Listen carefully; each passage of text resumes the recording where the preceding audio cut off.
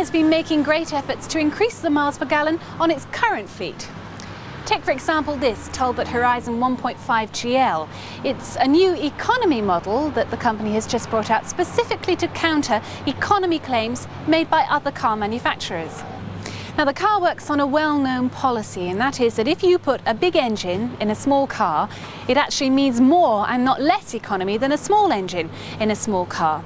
Obviously the engine in this Horizon is having to work a lot less hard than smaller engines in the Horizon range. A bigger engine can pull higher gears, and that leads to easier cruising at lower engine speed. Right, well, Talbot say that if I climb into this car and drive off into the Coventry traffic, and I don't drive like a maniac and I am careful with the accelerator pedal, that I should be able to get more than 50 miles a gallon out of it, which sounds too good to be true, much too much of a challenge to resist. So let's set this computer back to 0 and off we go.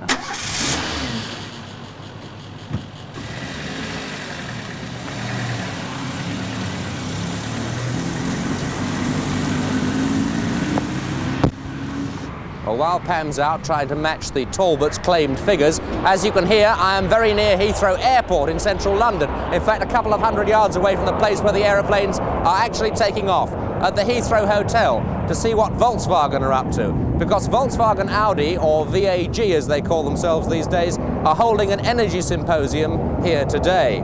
And while the company as a whole is spending as much on research and development as any other major motor manufacturer, the emphasis here seems to be on changing the driver's motoring behaviour to get him to drive in the most economic way possible. Perhaps the most important feature of the VAG package is the offer of a complete range of economy versions of their popular cars. That's the Polo, the Derby, the Golf, the Jetta, the Passat and the Audi 80. The economy cars all bear the family badge Formula E and will be sold in Volkswagen showrooms alongside the standard cars.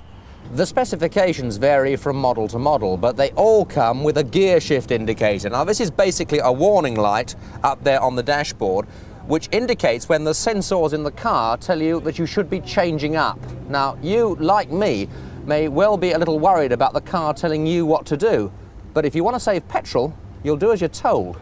Now, allied to this light is a fuel consumption meter. This comes on when you're in top gear, and it demonstrates quite graphically how too much pressure on the accelerator means you're just throwing away fuel.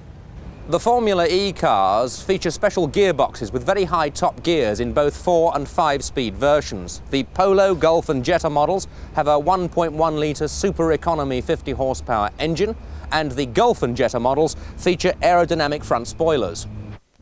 On the Passat and Audi 80 models, the package includes a stop-start facility. When you come to rest at a set of traffic lights or in a traffic queue, you simply flick a lever on the steering column. When you want to start off, you simply press the clutch and throttle pedal, and the engine automatically starts again, and off you go.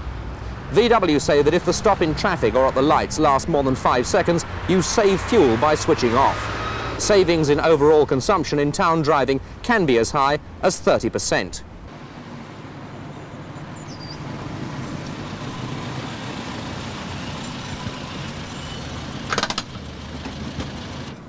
Right, well, let's see how we did.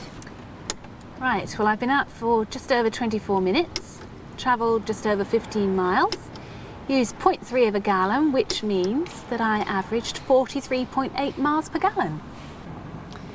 Well, it wasn't quite the 50 miles per gallon that Talbot promised, but in fairness, I did hit quite a bit of heavy traffic, so I think on a longer journey, 50 miles per gallon wouldn't have been out of the question, so I'll settle for that.